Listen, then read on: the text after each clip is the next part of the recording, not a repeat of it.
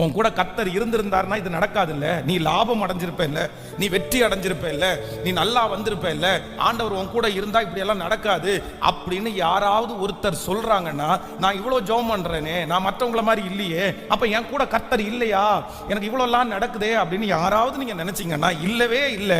ஆண்டவர் சொல்லுகிறார், உனக்கு பணம் வரும்போது உன் கூட நான் வருவேன், பணம் இல்லாத போது உன்னை விட்டு நான் போவேன் அப்படின்னு எல்லாம் கிடையாது.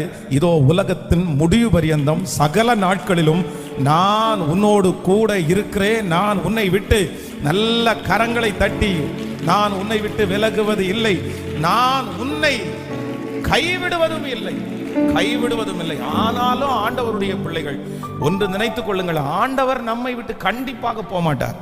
ஆனா அதே நேரத்தில் இந்த உலகம் நம்மோடு கூட கர்த்தர் இருக்கிறத கண்டுகொள்றதற்கு கண்டிப்பாக ஒரு உயர்வை கர்த்தர் நமக்கு தர வேண்டும், ஒரு அங்கீகாரத்தை தர வேண்டும்.